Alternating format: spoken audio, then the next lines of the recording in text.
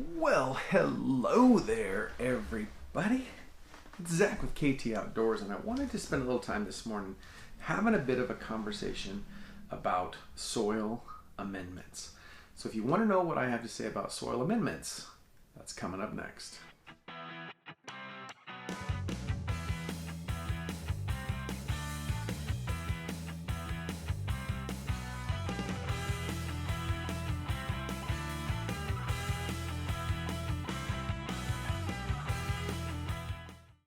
Well, we have finally made it to episode 4, where we will be talking about the undisputed king of soil amendments, and that is compost. It has been an absolutely fun ride.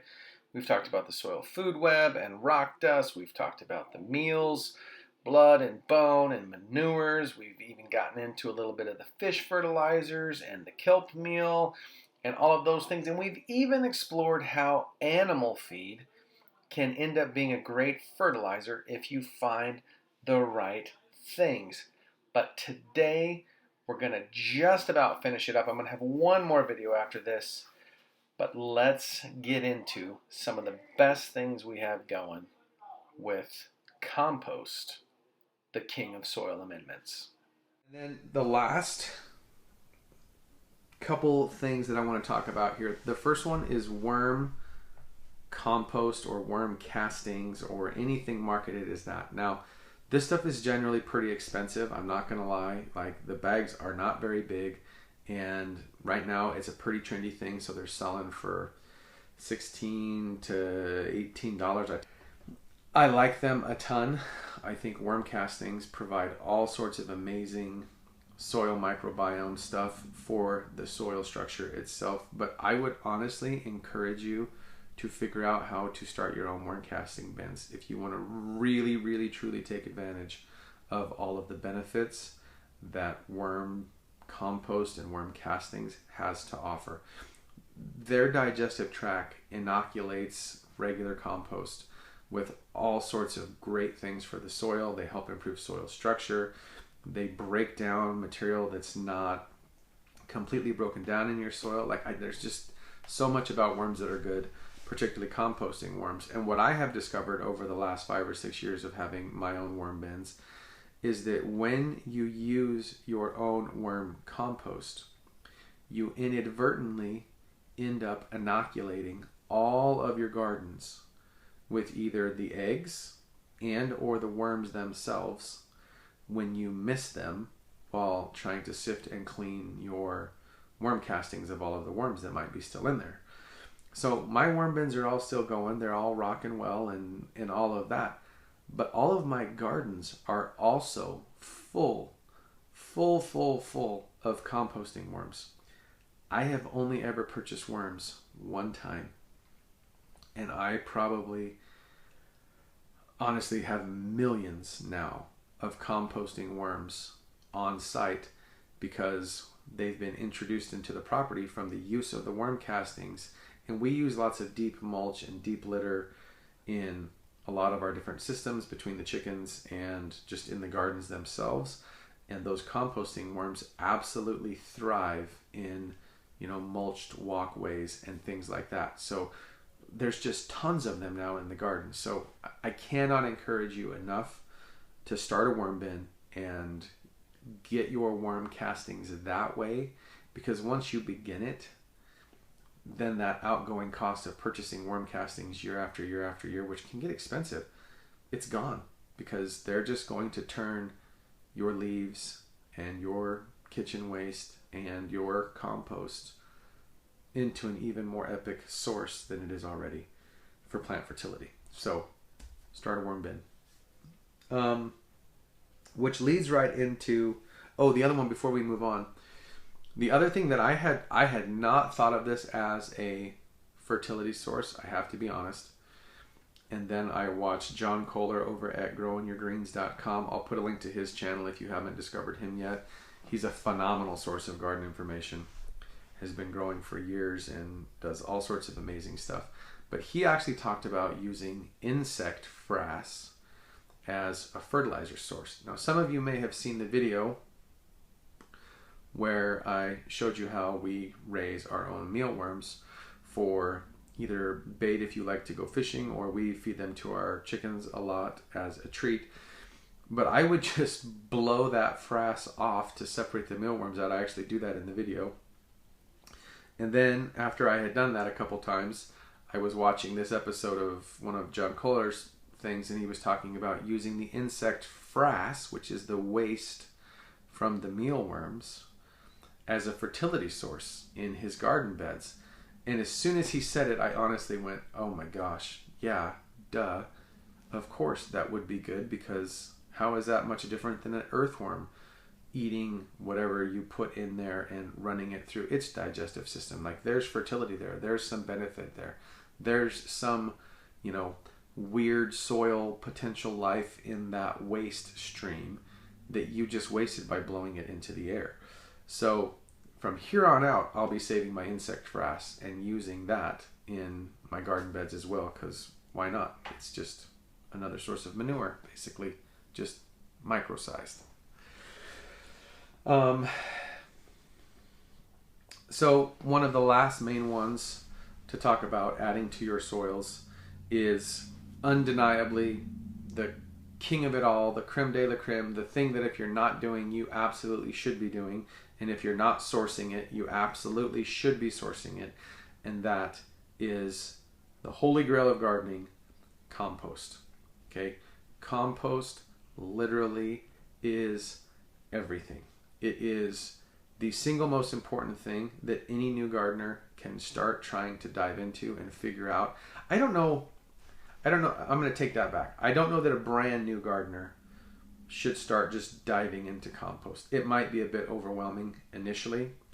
And I only say that because I didn't compost in the beginning. When I started gardening, I just was in it to grow the food, and that was it.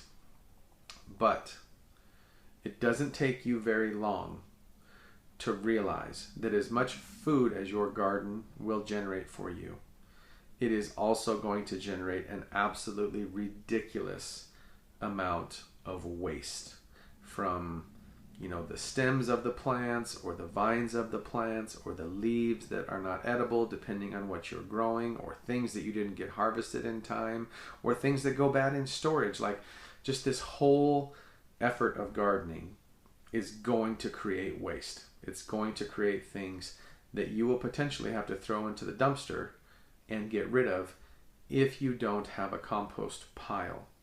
So as soon as you possibly can, start thinking about a compost pile and start learning how to compost. Okay, I've got videos on how to compost. I'll post the one that we have up right now there for you to go watch if you haven't seen it yet. But there is so many different ways that you can compost, but really it's just piling up organic matter and letting it rot down into something that you can use in your gardens. And the fertility and the fungus and the bacteria and my composting worms end up finding their way into my composting piles now, because they've worked their way through my entire garden. Like, there's just so many good things that happen when you start composting, and it is without question the one single thing that can have the biggest impact on the fertility and health of your soil, no matter what it is. And you'll find entire channels. I'm a huge fan of Charles Dowding, who grows just an absolutely amazing no-dig garden over in the United Kingdom. I'll put a link down below to his channel as well. That's all he uses, literally, and he does not sugarcoat it whatsoever. He uses compost. He starts his seedlings in compost. He tops all of his beds with compost. He doesn't hardly use any sort of fertilizers. All of this stuff that I've just listed you. He grows an amazing garden with just compost. Now, I will preface that statement, or not preface because I already said it, so I guess I have postscript, whatever, that statement by saying he has mastered the art of making really epic compost. And he is sourcing lots of materials from off farm, like coffee grounds from local places that sell coffee and different things like that, horse manure from neighbors and other things that allow him to generate compost. And he's also purchasing municipal compost and other things like that and bringing them onto the site because they need that much compost. But he is nonetheless a testament to the power of what is capable with absolutely epic compost. So compost is king. You should be using it everywhere that you are growing plants.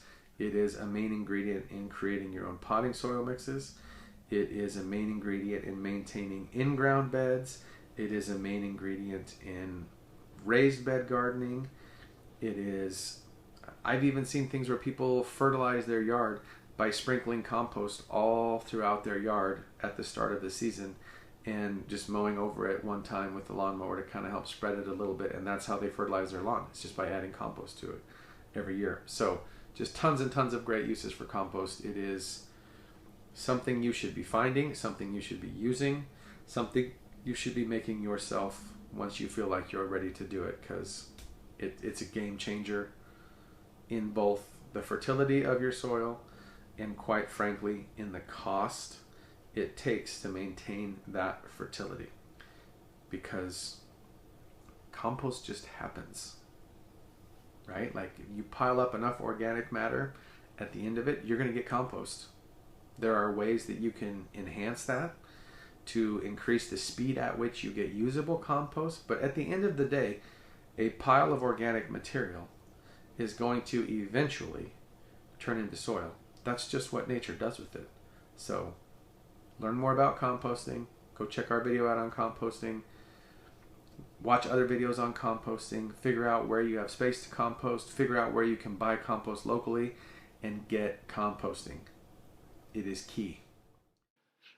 If you have made it this far along with us in this journey, we are just about finished. We have one last episode in this soil amendment series that we'll publish after this one, where we talk about things that you can use this compost with. Specifically, we'll be looking at peat moss and cocoa coir, as well as perlite and vermiculite, and how you can use those things in combination with each other to create a truly epic soil for raised bed gardening, for topping off any of your grow beds. Even use it to fill potting, use it as a potting mix to fill containers where you have plants growing and things. So be sure that you join us for that next episode, where we go over the benefits of using this epic ingredient compost with a few other things to finish off our list of soil amendments. If you've been enjoying this content, we would sure appreciate a thumbs up and maybe even a subscription. We've got a lot of great content planned for this year, and we look forward to sharing it with you and anybody else who might find it useful. So consider sharing this on social media to help get the word out that we're sharing this type of information here on this channel. And when you're thinking about what's coming next, as the weather starts to break, get yourself excited to get outside, because life's better when it's lived outdoors. Thanks for watching, and we'll see you next time.